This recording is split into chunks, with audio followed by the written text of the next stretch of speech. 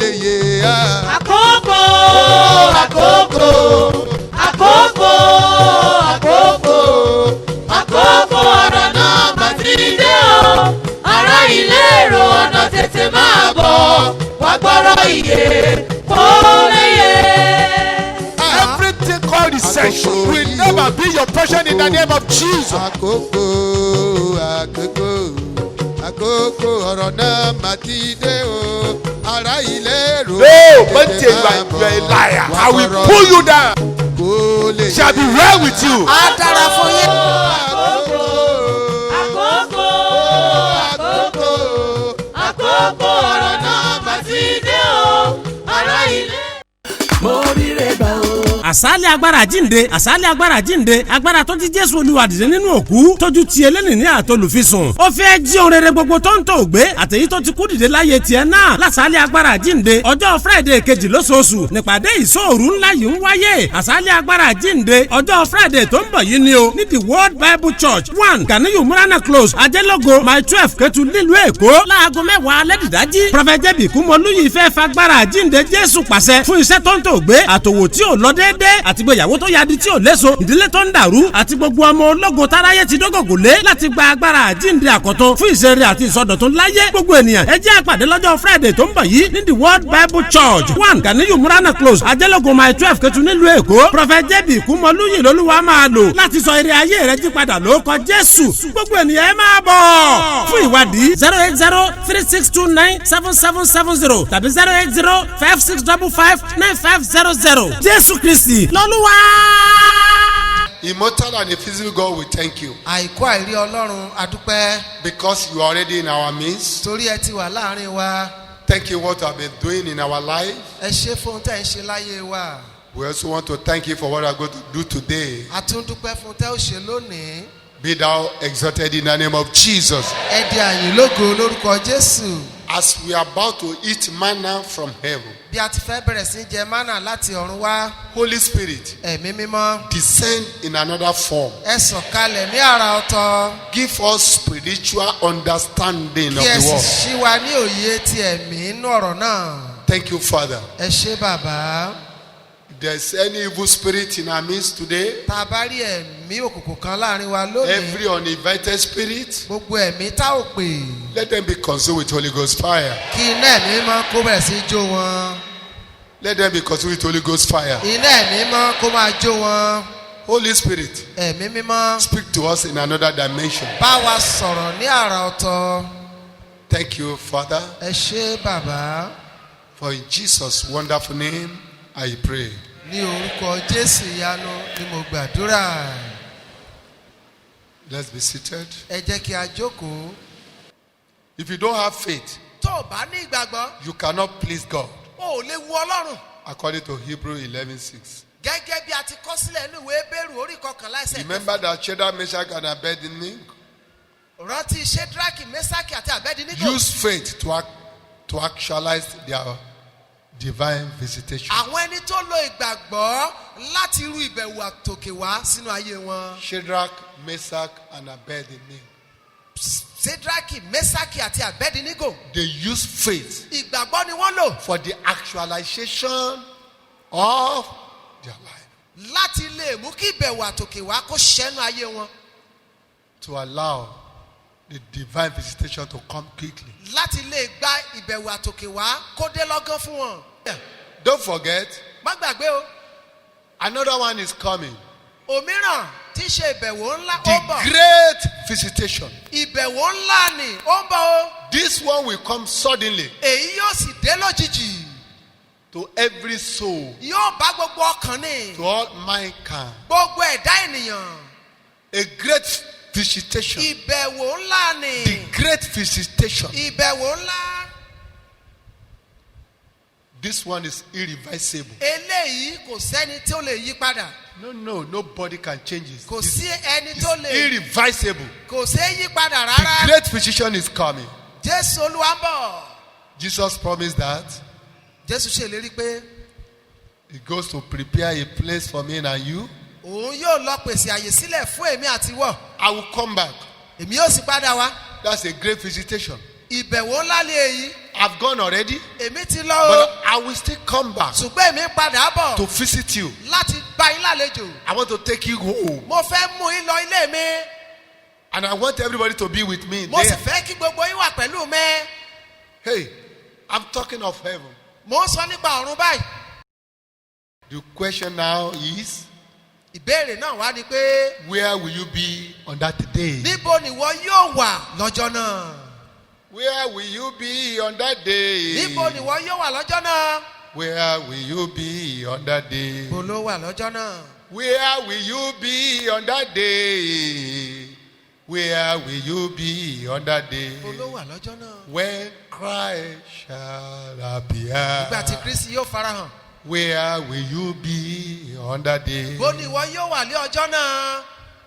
Run away from the following things wàá sá fún gbogbo àwọn nǹkan tí mo fẹ́ before fẹ́ the kàn. great visitation comes. kí ìbẹ̀wò ọjọ́ ńlá nì kó tó dé. Number one, ohun àkọ́kọ́ that very rampant nowadays, èyí tó gbòde kan báyìí homosexuality. òun náà ní ìbáṣepọ̀ ọkùnrin àtọkùnrin It has been legalized èyí tí a ti in some fọwọ́ part sí of Europe countries. ní àwọn orílẹ̀-èdè Yúróòpù lọ́hùn-ún.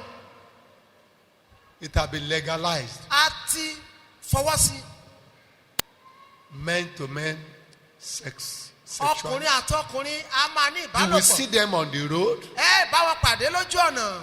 very shameless, àwọn aláìní tìjú very, very rampant. ó ti gbòde kan. Even is spreading in our country like fire. lórílẹ̀‐èdè wa pẹ̀lú ó ti ń múlẹ̀ bí It's iná everywhere. ó ti gbòde kan. It's everywhere. ó jẹ́ kárí ayé. A great visitation is coming. ìbẹ̀wò ńlá náà ń bọ̀. It's going to be a sudden day. yóò sì jẹ́ ọjọ́ ìbẹ̀wò òjijì. Another one you must run away from is lesbianism. òmíràn níbẹ̀ náà ni tó ní láti sá fún obìnrin àtobìnrin kan máa lájọṣepọ̀. A great visitation is coming. ọjọ́ ìbẹ̀wò ńlá mà súnmọ́ tòsí. Is coming. ó ń bọ̀ o. Another one you must run away from is bestiality. òmíràn tá a gbúdọ̀ sá fún òun náà ni kí ènìyàn àtẹranko máa ní àjọṣepọ̀. Very, very rampant. eléyìí náà ti gbòde kan o. Some of our children that travel to abroad, ọ̀pọ̀ ọmọ tí ó rìnrìn àjò lókè òkun. that is what they do there. ọ̀pọ̀ tó ń ṣe lọ́hùn nìyẹn. The white men will sit down in a comfortable place. òyìnbó á farabalẹ̀ jókòó. They will call their dog. wọ́n wá pe ajá wọn jáde. Now, off your dress. ìwọ ọmọbìnrin bọ́ aṣọ ọlọ́run. My dog is about to sex. ajá mi ó fẹ́ ní ìbálòpọ̀. They will give you $1,000. a wá fún ọ ní $1,000. And if you want to change it to Nigeria's money, tó bá fẹ́ yí padà sí owó ti nàìjíríà. it's about 365,000 naira ó now. tó bí $365,000 naira. $1,000. ìyẹn $1,000. If you change it here, tá a bá sọ́dọ̀ owó wa níbí. it's 365,000. ó jẹ́ $365,000. If the dog goes 2 rounds, tí ajá ìbáṣẹ̀ méjì. $2,000. wọ́n á fún ní $2,000. You know, this HIV people are talking about today, àìsàn kò gbóògùn tí àwọn èèyàn sọ nípa rẹ̀ lónìí. they don't know how the virus came in. kò sẹ́ni tó bí kòkòrò rẹ̀ ṣe wọlé They dé. cannot even identify the name they will give to that wọn ò sickness. tiẹ̀ wo orúkọ tí wọn ò bá fún àìsàn náà. They just say HIV, wọ́n kàn pé ní kò gbóògùn. HIV. kò gbóògùn. They just talk. a kàn They ṣẹlẹ̀. just give it one name. wọ́n kàn fún lórúkọ kan. I'm not a medical doctor, mi ò ṣe oníṣègùn but òyìnbó. through this behavior, ṣùgbọ́n nípasẹ̀ àwọn ìṣekúṣe yìí. through this bad behavior, ìwà burúkú yìí. we contacted HIV. òun náà ni àwọn ènìyàn fi ní àìsàn kò gbóògùn yìí. Another one you must run away from òmíràn tó gbúdọ̀ before sá the fún. great visitation. kí Come. ọjọ́ ìbẹ̀wò ńlá ni tó Come. dé. Yes. Incest. òun náà ni kí ọmọ ìyá méjì tàbí bàbá àti ọmọ Incest. kan máa ní àjọṣepọ̀. A father will have sex with his daughter. bàbá kan á mú ọmọ rẹ̀ obìnrin á kì í mọ́lẹ̀. It's happening in our country. ètò ń ṣẹlẹ̀ lórílẹ̀‐èdè wa náà. I've witnessed many of it mo ti rí ọ̀pọ̀lọpọ̀ since ọmọ tó God ṣẹlẹ̀ raised me up. láti ìgbà tọ́lọ́run ti gbé mi dìde yìí. Right from the inception of my ministry, láti ìbẹ̀rẹ̀ pẹ̀pẹ̀ iṣẹ́ ìránṣẹ́ mi. I've witnessed so many. ní ọ̀pọ̀lọpọ̀ ló ti A yé mi father will bẹ́ẹ̀. have intercourse with his daughter. bàbá wa kí ọmọ rẹ̀ mọ́lẹ̀ láti bá alájọṣe. To me, fún èmi o is animalistic behavior. ìwà ẹranko ni. Run away from all this. jẹ́ kí a sá fún àwọn ìwà kíwà yìí. The fornication and adultery bẹ́ẹ̀ ni panṣágà àti àgbèrè. is very, very rampant. eléyìí náà gbòde kan. Very, very rampant. ó mà gbòde kan o. Very, very rampant. ó mà pọ̀ nílùú o. Men are no more stay with their wife anymore. ọkùnrin ò tiẹ̀ dúró tìyàwó wọn nìkan mọ́ báyìí. After 4 children, lẹ́yìn ọmọ bíi mẹ́rin ó pátì. I don't want to see you anymore. mi ò fẹ́ rójú rẹ mọ́. I want to go and remarry. mo fẹ́ lọ fẹ́ omidan. Somebody will help me to manage my ministry. ẹni tá lè bá mi fọwọ́ kẹ́sẹ̀ ránṣẹ́ The mi. angel of our time àwọn áńgẹ́lì orí ilẹ̀. is what I want to marry now. òun ni mo fẹ́ lọ fẹ́ láya You're an báyìí. old woman. ó ti I lẹ̀. don't want to have any intercourse with you mi ò anymore. fẹ́ bọ́ lájọṣe mọ́. That is what is going on all over the world. ó tó ṣẹlẹ̀ kárí ayé rèé. Satan has already opened door for sátani that ti sílẹ̀kùnlẹ̀ fún èyí. in order to take people to his kingdom. láti lè fa ènìyàn lọ sí ìjọba Don't you tirẹ̀. know that Satan is working vigorously bóyá ìwọ ò mọ̀ pé sátani ó ṣiṣẹ́ takuntakun. to expand his own kingdom? láti fẹ́ ìjọba tiẹ̀ lójú. To expand his own kingdom. láti fẹ́ ìjọba tiẹ̀ lójú. Will you allow the great physician to come and meet you in all those things? ǹjẹ́ ìwọ yóò fàyè gba kí ọlọ́run tí ń ṣe olùbẹ̀wò àtòkè àti oníṣègùn ńlá kó bá ọ ní ipò yìí bí? Number 6, ìkẹfà. nudity attitude. òun náà ni ìwà kéèyàn máa ṣí òhò ara lẹ̀. Very, very rampant. èyí náà ti pọ̀ jù. You don't need to peep like this, to peep like this. o ò nílò àti nàgà ọrùn mọ́. You don't need to peep. o ò nílò àti nàgà. You will see a lady. wàá rí ọmọ omidan. They will sew their dress like this. wọ́n á ti rán aṣọ wọn.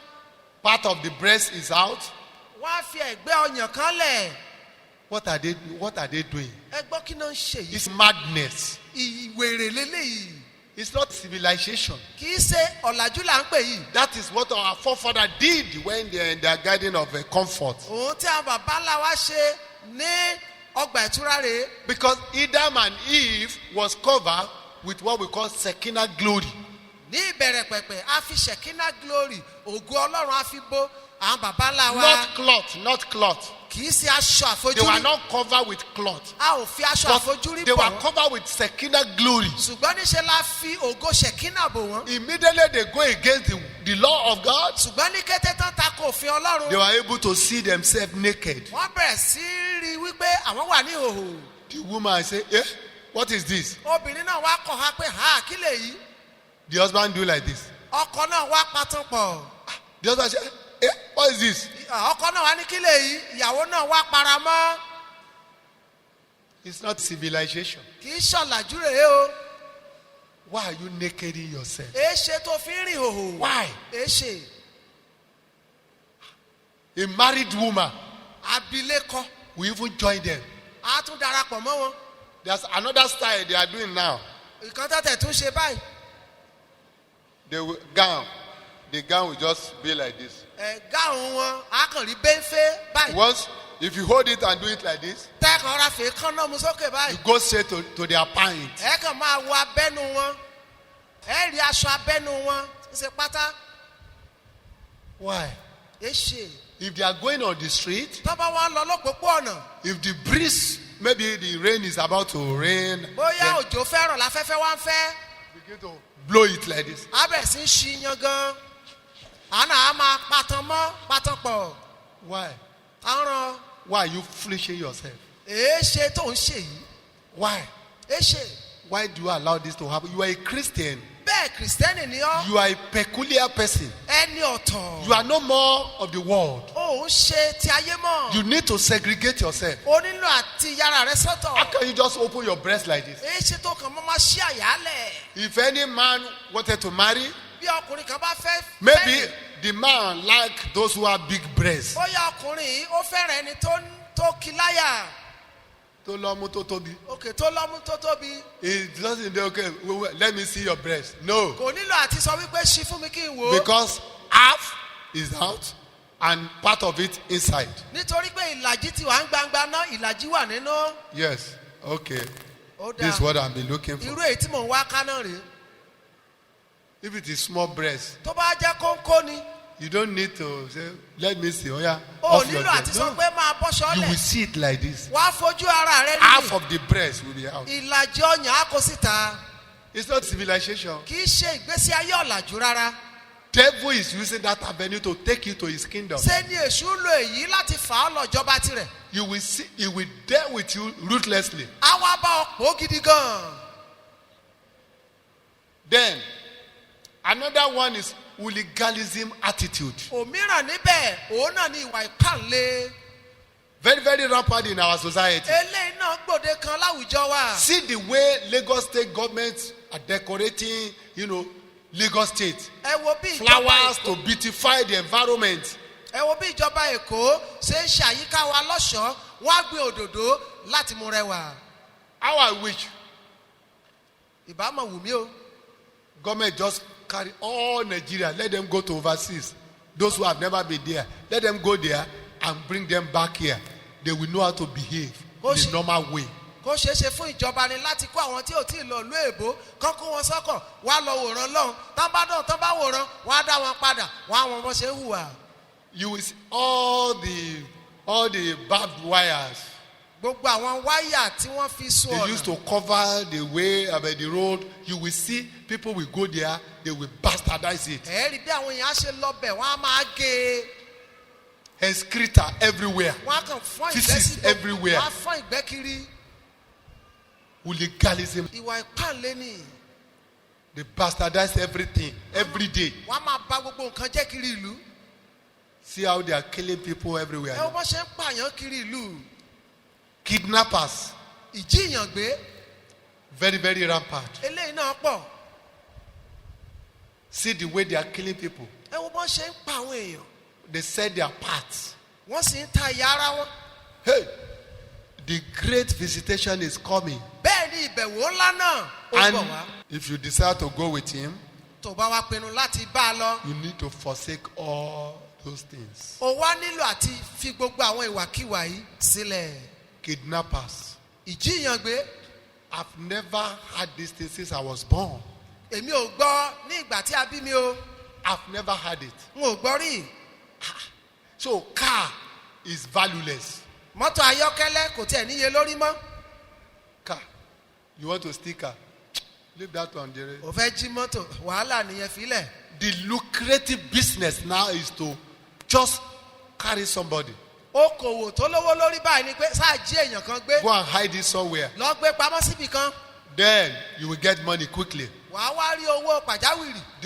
They saw it as a lucrative job right now. wọ́n ti rí èyí bí ohun tó mọ́ wọlé kí á mọ́ sá. I told you sometimes ago that I went to Port Harcourt branch mo sọ fún yín ní ìgbà kan rí pé mo lọ sí ìjọ wa ní pọ́tá to dedicate their bus and their house, their mission house mission house. láti ya ilé ìjọsìn àti ibi tí pásítọ̀ ń gbé àti mọ́tò sí mímọ́. Immediately I did all this. nígbà tí mo ṣe èyí tán As I was stepping out of the mo church, ṣe dẹ́sẹ̀ jáde kúrò ní Pastor ìjọ. said, let's stroke around, let's go around. pásítọ̀ wá wípé ẹ jẹ́ ká lọ And I yíká. saw 7 hefty men mo bá rí ìgìrìpákùnrin méje coming towards me. wọ́n ń bọ̀ lọ́kànkán mi. I said, Pastor, mo ní olùṣọ́àgùtàn these people that I'm looking at, àwọn ọkùnrin tí mò ń wò tó ń bọ̀ yìí my spirit is not connected with them. ẹ̀mí mi ó takò wọ́n o. Pastor, pastor kojú má rí mi. for you not to see evil Gbogbo ara ni o. it involves all your body. Àṣé wòlíì lè sáré. I didn't know prophets too can run. Tí mo bọ́ bàtà mi. I took off my shoes. Tí mo kí eré mọ́lẹ̀. I fled. Mo dẹ̀ fúyẹ́ lẹ̀ dáadáa. And I'm so Afúyẹ́ light. gẹ́gẹ́. I'm so light. Mo ti lọ. I ran away. Daddy Daddy, ẹ̀ wo. daddy. o. If you join them, Ó bá darapọ̀ mọ́ wọn. you are on your way to perdition. Ó ti lọ ọ̀rọ̀ ègbé. And the punishment of God is awaiting you. Ìjìyà Ọlọ́run sì dúró dè ọ́. If the great visitation comes, Tí ìbẹ̀wò àtòkè wá wá dé báyìí. you will not be among those Christ will rapture. O ò ní sí lára àwọn ẹni tí ò bá Kristi gòkè lọ. You will not be rapturable. A ò ní lè gbé ọ lọ sí òkè ọ̀run. What shall it profit a man? Ẹ̀gbọ́n èrè wo ló jẹ́ fún ènìyàn? What shall it profit a man or Èrè woman? wo ló jẹ́ fún ènìyàn lọ́kùnrin lóbìnrin? Gain the whole world Tó jèrè gbogbo ayé. and lose his soul. That tó sì precious soul. sọ ẹ̀mí rẹ̀ nù. The world is going to an end. ayé yìí lọ sí òpin. The world is going to an end. ayé yìí lọ sí òpin. A great visitation is coming. ìbẹ̀wò àtòkè wá ó bọ̀ wá. Let's be conscious of this. ẹ jẹ́ ká kíyèsí èyí o. Every day of your life. lójoojúmọ́ ayé rẹ. Once you wake up in the morning like this, tó bá ti ń jí lòwúrọ̀. just said, okay, what if I die now? wàá máa rò pé tí n bá wá kú lónìí ńkọ́. Will I be able to get to heaven? ṣé màá lè dé ọ̀run bí? When you sleep again, tó bá tún wá padà sùn. when you wake up, tó tún padà jí. will I be able to get to heaven? ṣé màá lè dé ọ̀run báyìí? Every day, lójoojúmọ́. begin to examine yourself. máa yẹ ara rẹ wò. Begin to examine máa yourself. yẹ ara rẹ wò. Begin to examine your máa ways. yẹ ọ̀nà rẹ wò. Am I on the right way? ṣé ojú ọ̀nà náà mo ṣì wà bí? Christ can suddenly come. jésù lè farahàn lójijì. I will be there. wọ́n wà níbẹ̀. I will be there. wọ́n wà níbẹ̀. I will be there. wọ́n wà Now, níbẹ̀. listen. I will be wọ́n wà ní in the Lord's kingdom. ìjọba ti olúwa. No matter ohun yòówù what devil may do, kí èṣù máa ṣe. I will be wọ́n wà ní in the Lord's kingdom. ìjọba ti olúwa. Kúkúrú, kúkúrú, ṣá lọ́jọ́ ayé wa. very brief is our lifetime. Ẹni bá mọ rere o kò tètè máa if you know ṣe. how to do good continue.